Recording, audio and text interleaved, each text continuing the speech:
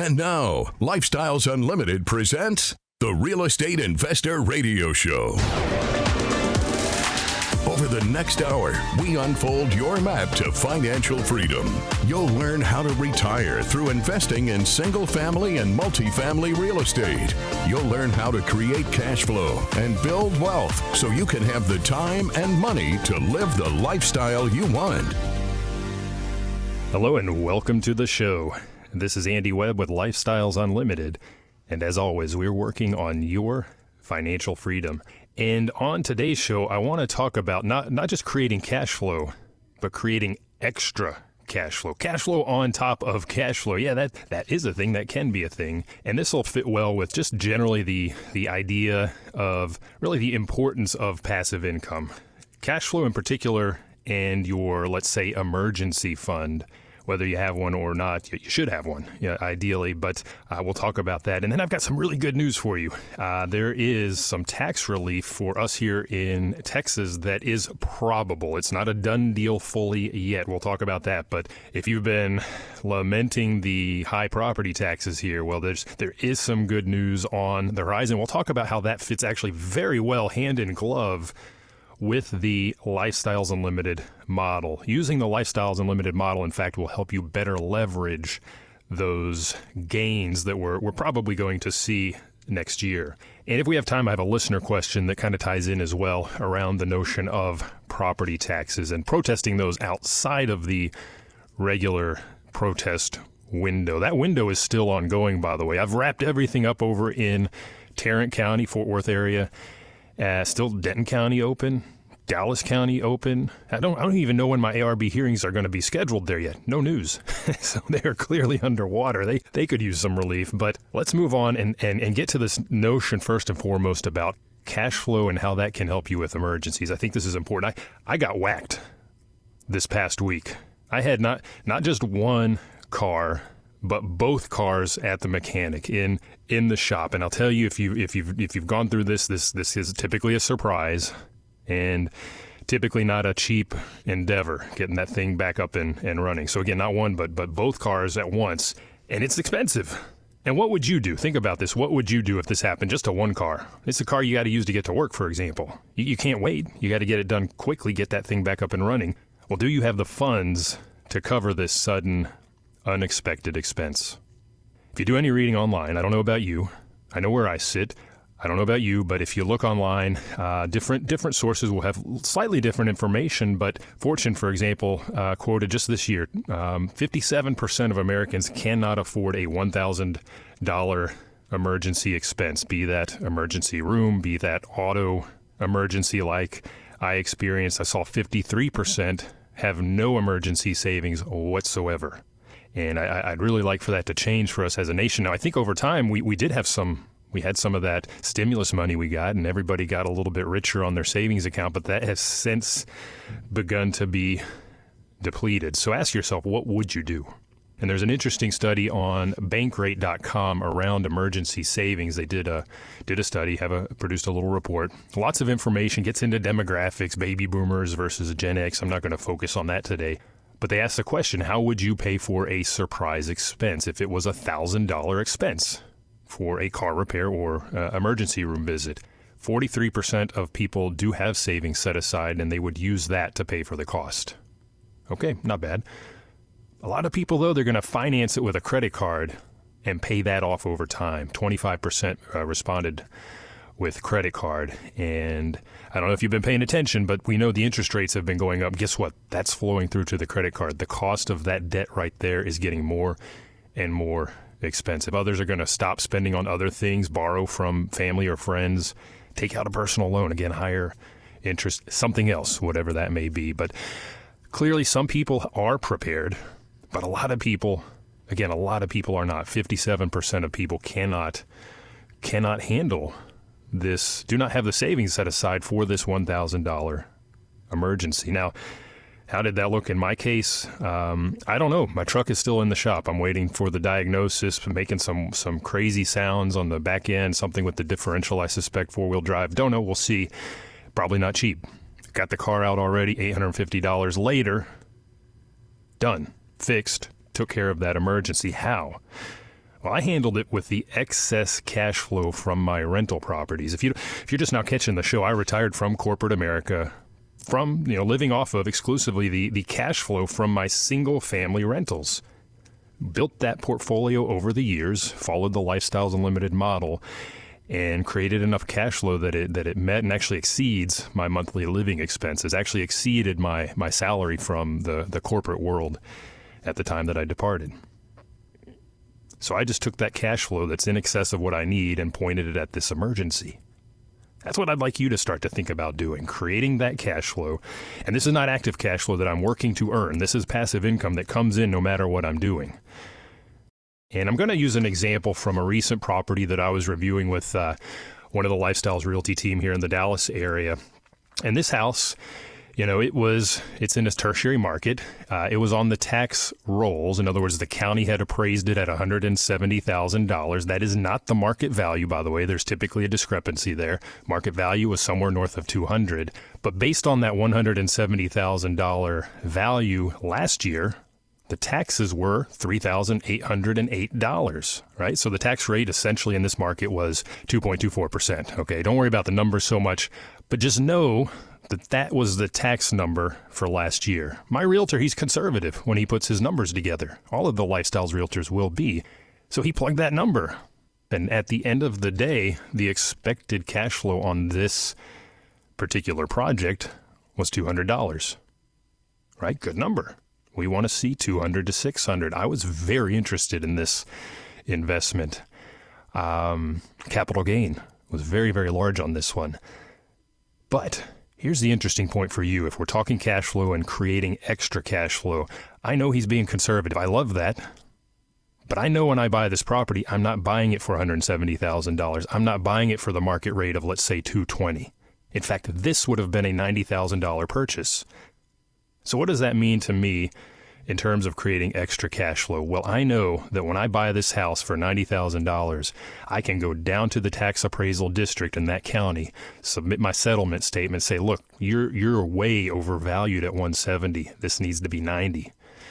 99 times out of 100, they exactly match that. I've had a few occasions where they argued with me about it not being an arm's length transaction, and instead of 90, they gave me 95. Okay, I'm not happy, but okay, I'll live with that. For the purposes of our discussion now, if I take that tax rate, 2.24%, and apply that to 90 instead of 170, I get $2,000. That's an $1,800 savings on the year right there. What does that do to my cash flow? In year one, I'm cash flowing $350, not $200. Year two, typically if you protest and reset the value, a lot of the counties leave it untouched for another year. Not always. And the counties seem to shift their strategies and their tactics and their approaches over time. I've had them leave the value for even 3 years. So it's good to get out there and take this tactic. But right there, I already know I'm going to create an additional $150 per month cash flow on top of the projected cash flow. So that's what I mean by creating even more cash flow. You don't have to go down and protest. I strongly encourage that you do. And when you hear the next bit of news in the coming segment, you'll understand why that's very important. So I've essentially gone by one very simple act from $2,400 a year in cash flow to $4,200. Big jump. And if you're an investor and you're not sticking around buying just one house, you're buying 5, that's an even bigger jump because you're going to do this across multiple properties. So again, this goes back to the Lifestyles model and the fact that I'm not buying retail, I'm not buying at these upper levels, I'm buying at a discount. Okay, and I'm going to protest back down. Now, here's the problem. We do that, and yeah, we get that $90,000. We enjoy that cash flow for year one, maybe year two.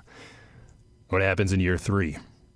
Well, if you live in your own house, you know that your homestead has a cap. It can only go up 10% per year. So if your house was valued last year at $200,000, they can only take it up to $220,000 this year. Do the math going up after that. Right, so you're capped each year. Rental properties, second properties, vacation homes, none of that has had that cap in place. And I've seen years where they've gone up 20%, 40%, 60%, 80%, 100%. Yeah, doubling that value, which in effect doubles the taxes. So my rentals have never had that protect. I've talked to investors that have endured even bigger increases. Now, I will tell you, when they do that to me, I don't just sit on my hands and bear it. A couple things happen. Number one, my rents will go up. And number two, I will go down to the county and I will fight with them and I will argue with them and I will have an informal discussion with the appraiser, and hopefully I win there. And if I don't win there, I go to the appraisal review board and have that discussion. I've had very good success there. If you want to go even farther, yeah, you can go even farther. There are other remedies. I know investors that have done that. So far, knock on wood, fortunately, I have not had to. In fact, this year, I was fairly lucky. They were gentler than usual. My biggest increase was 47%. Had one house that went up $80K, and I fought it, took off $40K. So we kind of split the difference. I acknowledge the market is up, but saved myself considerably on the taxes through the process. Now, that's in a normal year. What's going to happen here? Here is where we have some possible, or maybe better put, some probable good news coming down the pike for us here in Texas. Quick break. We'll take that up when we get back.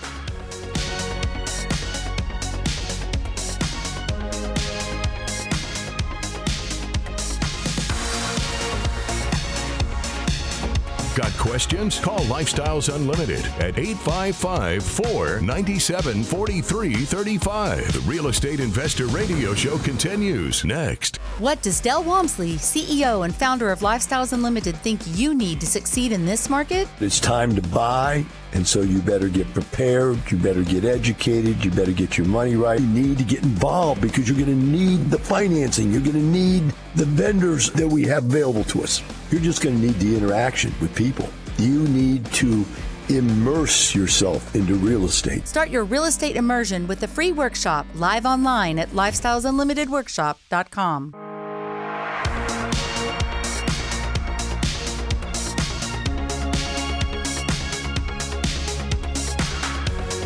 Creating the lifestyle you've always wanted. You're hearing Lifestyles Unlimited's Real Estate Investor Radio Show.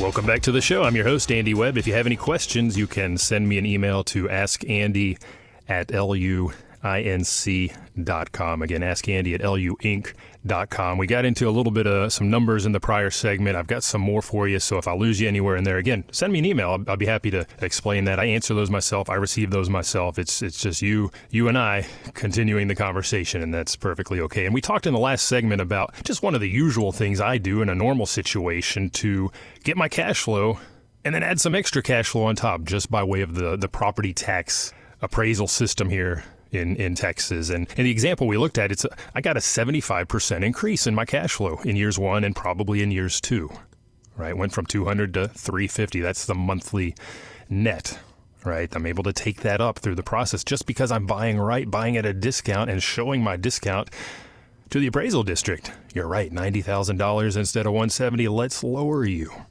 Problem being, a couple years later, they say, hey, we know you went in and fixed that thing up. Maybe they even saw my pictures out there in the internet where I had it listed for rent, etc. Don't know, but they bump it back up, and they don't just take it up 10% like your homestead. They take it up 50%. They take it up 80%. They take it up 100%, and I watch my cash flow dwindle. Now I go protest. I do have a remedy. We've talked about that a lot on this show, but here's the good news. That 80% increase, that may be going away. So there's Texas property tax relief coming.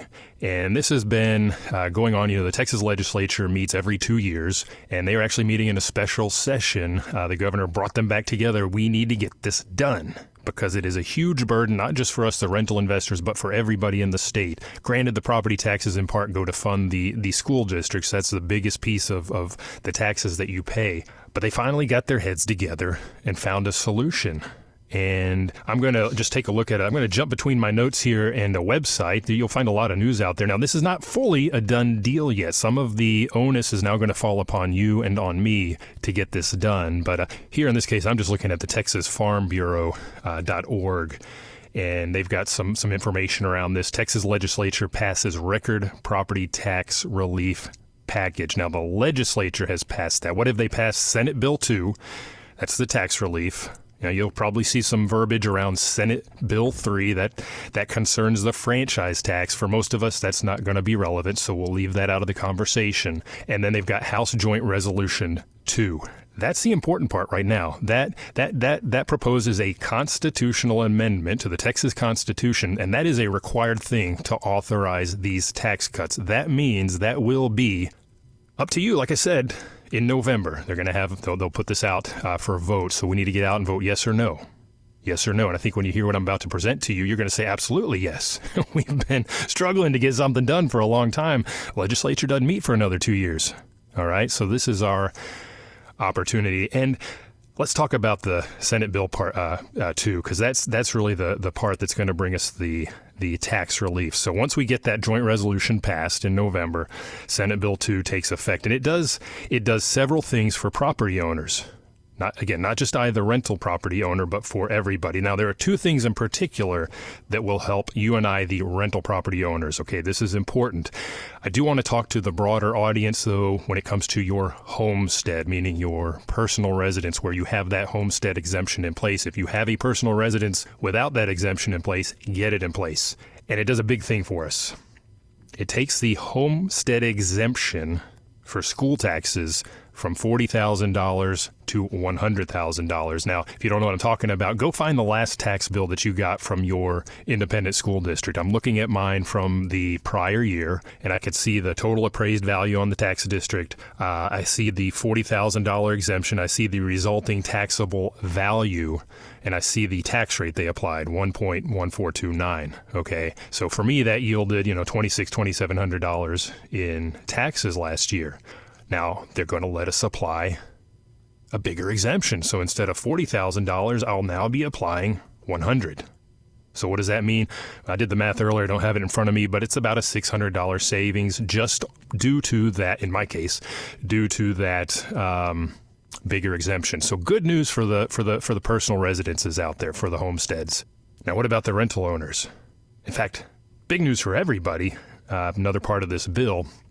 The state of Texas is going to pick up part of the tab, essentially for the school budgets. So, in fact, to the tune of, here I'm just going to quote it. They say a $7 billion in tax rate compression. Translation: lower tax rate on the school portion of your tax bill. Again, that is always the biggest part of those annual taxes here in Texas, is the school portion. So just looking at my tax bill from last year, 2022, that tax rate was 1.1429, right, applied to the exempted amount or non-exempted amount. That 1.1429, that will decrease. I don't know what that's going to be. I don't know how that $7 billion will flow through to each school district. Don't know. But I know I will have some winnings from that. If that just drops down from 1.14 to 1.04, it's a couple $100, right? For folks, again, thinking and going back to the start of the show, that emergency that comes up, we're going to cover part of that out of these additional taxes. We're going to cover part of that, if you're a rental investor, by going out and protesting and creating that extra cash flow. Okay, so different ways to solve that initial problem that we were talking about.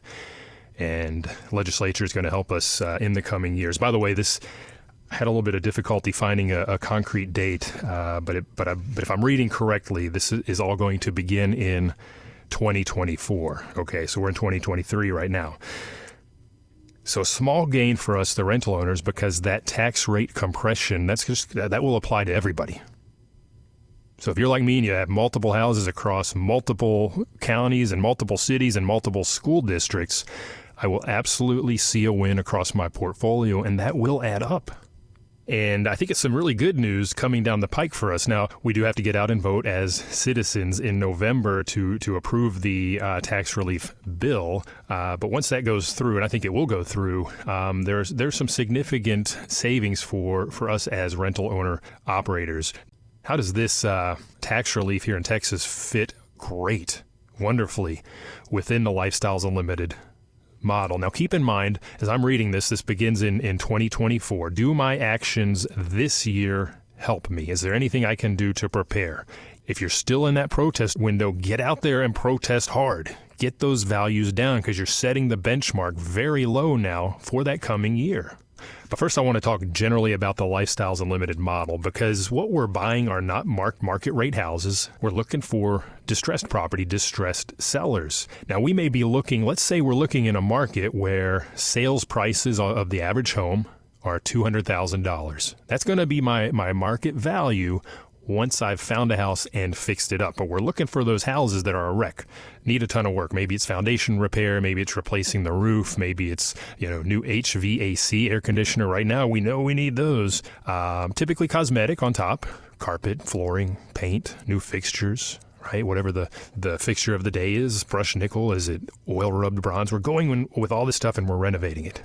Now, let's say in our example, we're going to do $50,000 worth of work. Now, the seller, the distressed owner that has not taken care of that house, it's going to cost them a lot more. As investors, we have access to resources and we can get this done cheaper for less money. Now, the work's not cheaper, but for less money than what that homeowner can do. Therefore, they sell us this property at an even lower price, and we buy it for how much?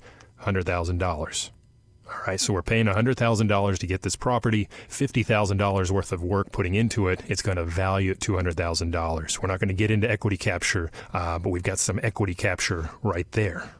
Now, here's what's going to happen. We're going to get down to that county appraisal district, and we're going to cast out that value anchor. We're going to anchor it low. In fact, we're going to anchor it at $100,000 because that's what we paid for it. And because we know that it's only going to go up 20% per year for each of the next 3 years, well, what does that mean to me? What does that number really mean to me in terms of cash flow? I did an analysis using these numbers, and if we take that same house before this bill goes down the pike, right, and we do what we talked about, we get it lowered for a couple years, it's going to pop back up in no time to whatever the market rate is. But after the bill, we buy for $100,000, we get that value lowered. We're probably already saving a couple $100 a month. So instead of a $200 cash flow house, it's now a $400 cash flow property. We've already doubled our money in terms of cash flow right there. Now, in a traditional situation, that's going to pop back up maybe after year one, maybe after year two, and suddenly our cash flow advantage goes away or is minimized.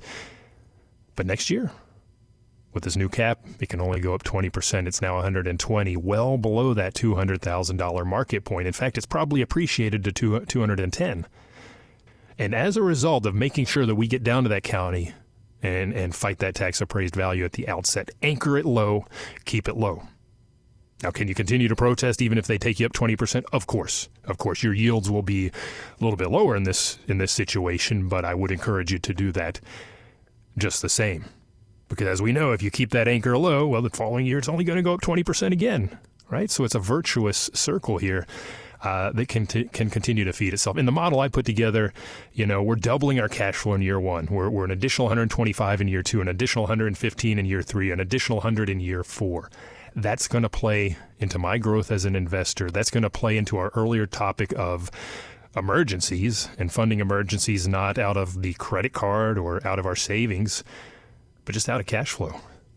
You had a couple of houses like this, your cash flow is going to be significant pretty quickly. 4-year savings in my model is close to $7,000. Bam. Paid my truck repair, paid my car repair, didn't mention the leaky shower I uncovered. Yeah, paid for that repair. All those emergencies, all those sudden surprises, you can now cover those a little bit better by creating cash flow on top of your investment income. Okay, so again, this is not a done deal. It is incumbent upon the voters in Texas to get out and vote in November because this will be on the ballot then. Now I want to shift to the question I actually got very recently from a listener. He was asking, and we've talked about this on prior shows, not this year, I think in past years, but what do you do if you buy a property, let's say after that tax protest window, and you buy it at this discount? Market value $200, maybe they've got you on the tax rolls at $180, but you paid $100. Can you do anything about it? Yeah, you can. The Texas Comptroller provides that if the appraisal district made a substantial error in value, you can protest at any time. It's part of the code called Section 25.25D. And it prescribes that if it's a homestead, if it's your personal residence, if it's a quarter overvalued, 25% overvalued, you can do this. But for non-homesteads, investors, in other words, if you're a third or 33% overvalued, you can go out and protest this at any time. And I have bought houses later in the year where we've got it at such a significant discount that that's all I did. You write a letter to the county appraisal district. I think in past years I've mailed them in. These days I just find the appropriate email that letter, and I reference Section 25.25D. I don't believe there's a form out there for this necessarily, but just write my letter, politely address the appraisal district, and cite my purchase price, cite their value, reference the 33% or greater overvalued. Why did I get it at a discount? I'm going to send in some of those pictures that I got before buying of the foundation drop, the broken windows, the no carpet, right? Spray paint on the walls, perhaps. Whatever those issues were that drove the discount, I'm going to provide that to them so they can see, yeah, this is a legitimate reason. And they're going to lower the value, and I'm going to cast that anchor at that $100,000 purchase price, or $80,000, or $110,000, or $120,000, whatever that discount is. As long as it's 33% or greater overvalued, you can do this. And again, most commonly this occurs because you are following the Lifestyles model, because you have bought right. You bought correctly. You bought at a discount. And maybe you bought after the tax protest window. You can still do this. So 2024, about 6 months away, right? So if you're still out there buying and you get the situation, cast that anchor, get that value reset now so that you can enjoy those fruits in each of the coming 3 years, pending voter, agreement in November, okay? So good news, I think. I wanted to be sure to share that with you. Again, I read that on the Texas Farm Bureau. Lots of print out there already about that. Let your friends know. Let them know it's important to get out and vote. Whether they vote for or against, they may have their reasons. I don't know. But I'd like to see that we're able to take advantage of this new relief. Okay, my renters will love it. I will love it. And we'll continue to follow the path. If you want to learn more about the path to your financial freedom, learning to do the things that we're talking about here, buying at a discount, buying and renovating, whether in Texas or in one of those markets that we talked about with some of the sales managers, Georgia, Tennessee, Arizona, Kansas, Missouri, you can do that too. And you can learn how to do that if you go to lifestylesunlimited.com, click on the free workshop button to get your first introduction to what we do, and keep rolling from there. I look forward to hearing from you. Ask Andy at luinc.com. You have a great day.